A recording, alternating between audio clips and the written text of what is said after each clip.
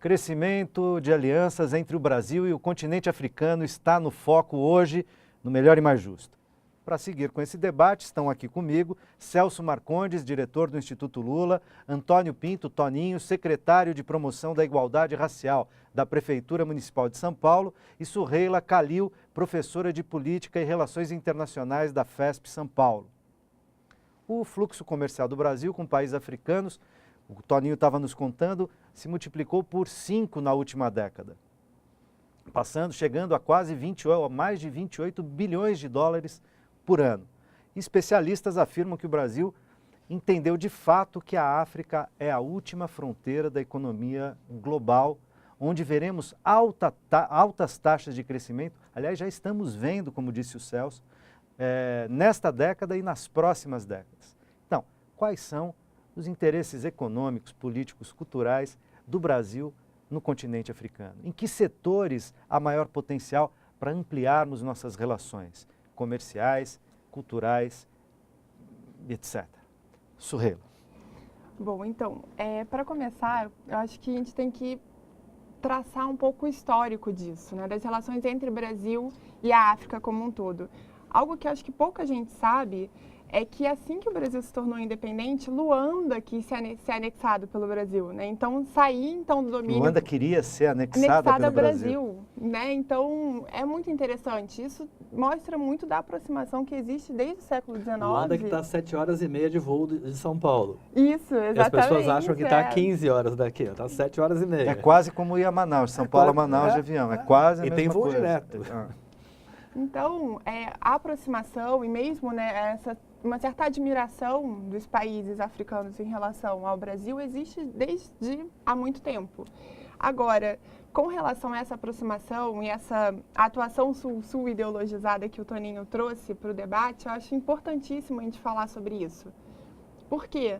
Porque, historicamente, esse é um debate na política externa brasileira, né? Uhum. Então, quando a gente olha, por exemplo, para a década de 40, a década de 50 e mesmo a década de 60, e olha que na década de 60 a gente já tem a política externa independente, que prega uma divisão norte-sul, que prega uma inserção sul-sul, ainda assim o Brasil seguia apoiando as colônias portuguesas na África e se distanciando, assim, de toda, não só das colônias portuguesas, mas também da África como um todo, dos países em desenvolvimento. Então, a gente só vai mudar isso em Geisel. Né? Em Geisel, então, que a gente finalmente... O presidente Geisel com o chanceler Azeredo da Silveira. Na ditadura militar. Ainda, portanto, na ditadura militar. Né? Então, vários especialistas falam que essa é a primeira época de ouro das relações entre Brasil e África. Né? E que essa seria, então, portanto, a segunda época. Agora, a partir do governo do presidente Lula, a segunda época de relações de ouro entre Brasil e África. Isso, a partir de 2003, portanto, né? Ou seja, mesmo, né, quando o Geisel se aproxima, também por um viés de inserção sul-sul, de cooperação técnica para o desenvolvimento, logo depois, com a redemocratização, você tem, ainda em Figueiredo, ele ainda continua com essa política universalista, mas a redemocratização traz um distanciamento, né, que aí vem aquele discurso, aquele debate clássico dentro da política externa brasileira. Ou seja, ou é americanismo ou é universalismo. Uhum. E a redemocratização trouxe em 85, então, portanto, até o final do governo Fernando Henrique, um americanismo. Uhum. Né? Um privilégio das relações com o Norte, né? Com o Norte. Estados Unidos e Europa.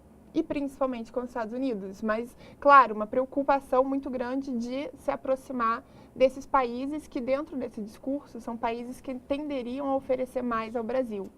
Algo que eu discordo, né? Como a gente já levantou aqui, a África tem se desenvolvido. Além de ter se desenvolvido, constitui um mercado externo para os produtos brasileiros. 1 bilhão e 100 milhões de habitantes, né? Nós estamos falando quase de uma China. 400 milhões dos quais hoje tem aparelho celular, para você ter uma ideia. Sim.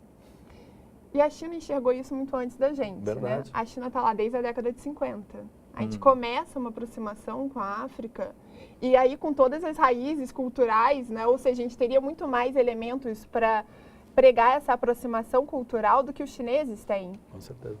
É fato. E é impressionante como a presença cultural e artística brasileira no continente africano, apesar de ainda de uma política frágil, nossa, do Estado brasileiro para lá, mas a identidade cultural propiciou que vários artistas nossos brasileiros tenham uma presença forte em Angola, em Moçambique, em vários dos países africanos. A presença de artistas como Martinho da Vila, Djavan, hoje mesmo eu estava conversando com o Emicida que vai fazer uma turnê por todo o continente africano, demonstra a força dessa identidade.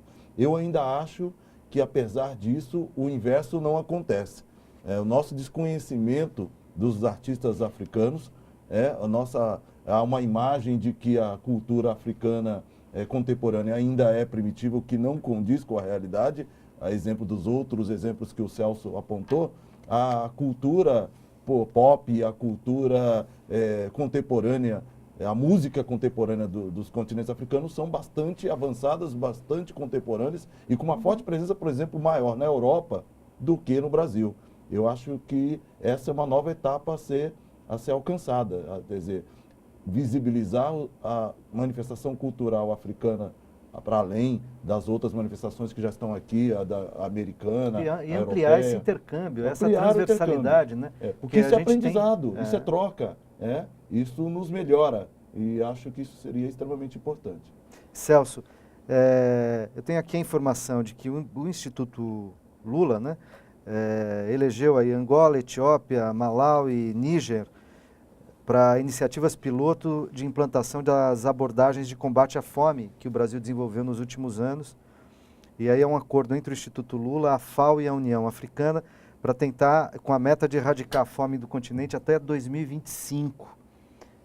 A gente já tem andamento desse acordo, dessas iniciativas? Esse é nosso principal foco de atuação, Luiz, porque ao mesmo tempo que o continente se desenvolve, como nós estamos conversando até agora, nós temos que constatar também que existem 250 milhões de pessoas em situação de insegurança alimentar no continente africano. É 1/4 da população.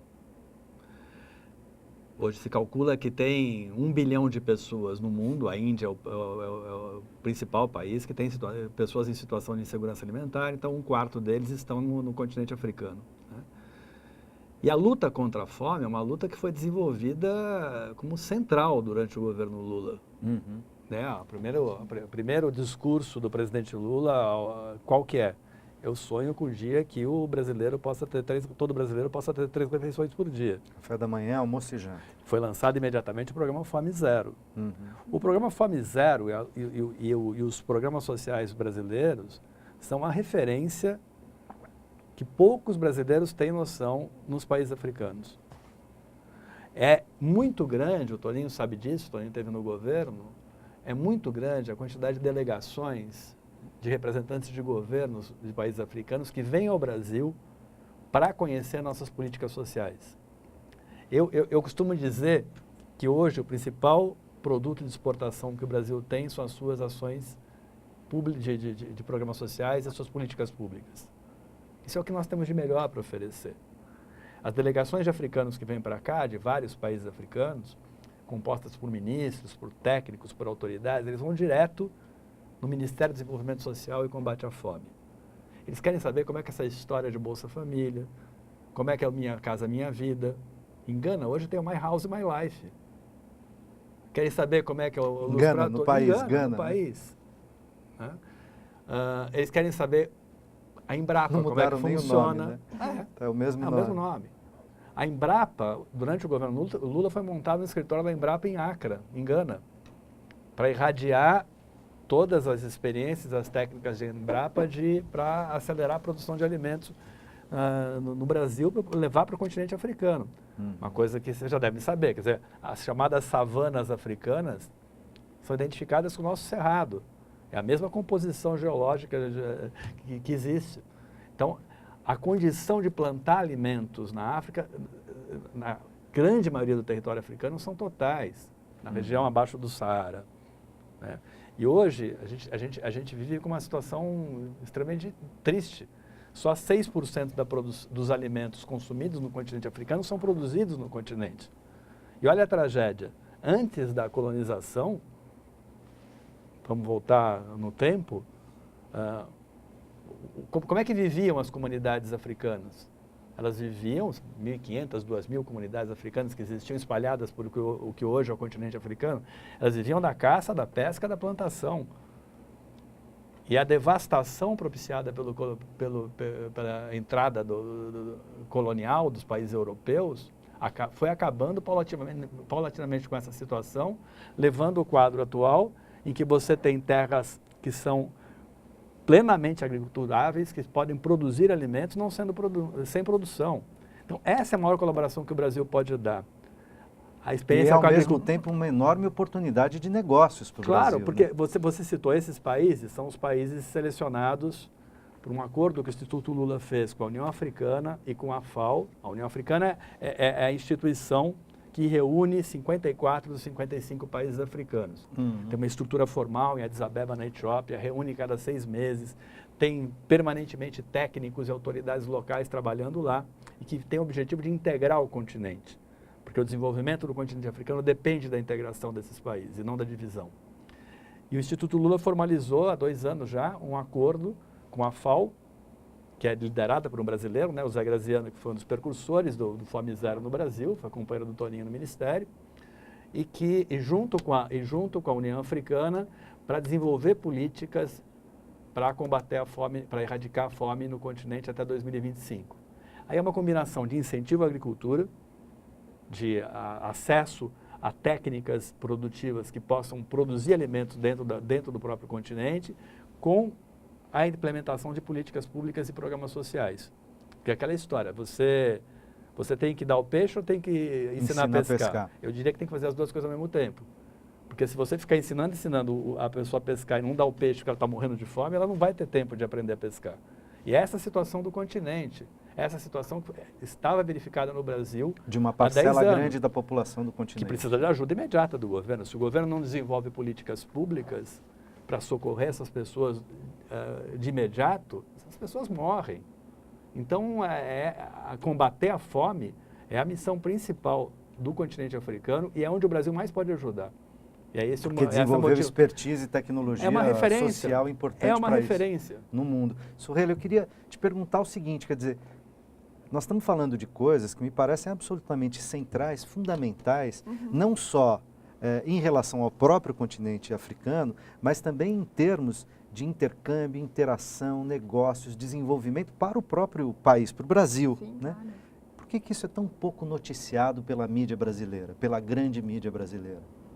Bom, essa é uma excelente pergunta, né? Eu acho que vários programas, que é justamente, né, o que o Celso já tinha trazido, enfim, dessa aproximação com a África, do reconhecimento do programa Fome Zero, né? Como a gente vem ressaltando aqui, isso é noticiado internacionalmente, né? Assim, não existe, isso é notório, né? Quando eu viajo ao exterior, quando eu falo com outros acadêmicos de outros países, eles todos conhecem e reconhecem o peso, né, das políticas públicas, principalmente em temas sociais do Brasil.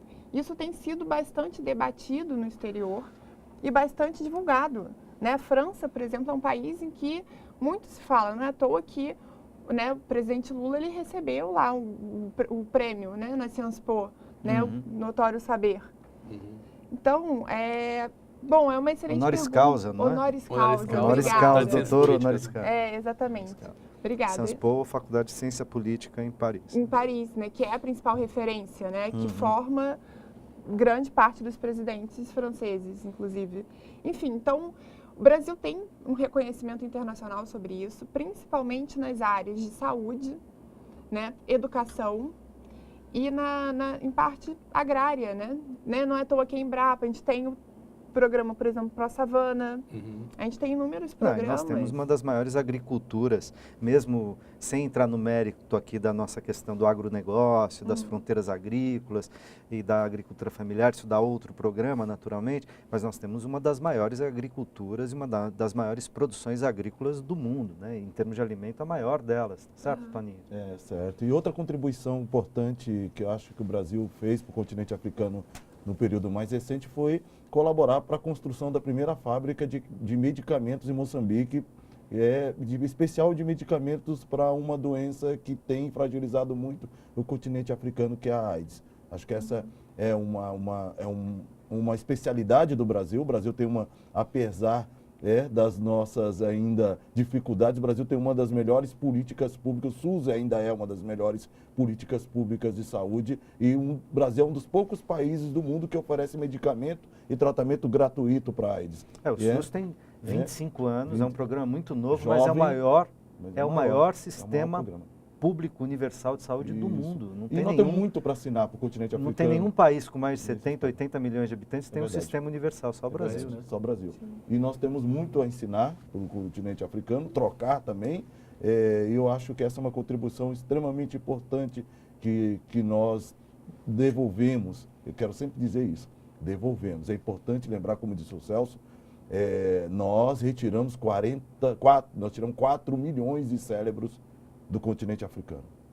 Isso é importante dizer. Que ajudaram a construir o Brasil. Que ajudaram a construir o Brasil. E eram os melhores, as melhores mulheres e os melhores homens que foram capturados, que vieram aqui colaborar e construir de maneira involuntária, mas construíram e ajudaram a construir a riqueza do país. Para além dos números econômicos, que nós já discutimos aqui, é importante, que é bom para o Brasil ter essa relação, é importante também essa relação familiar e ancestral nossa. É importante devolver ao continente africano um pouco daquilo que o continente nos ajudou a construir. Maravilha, eu preciso fazer mais um rápido intervalo e a gente já volta.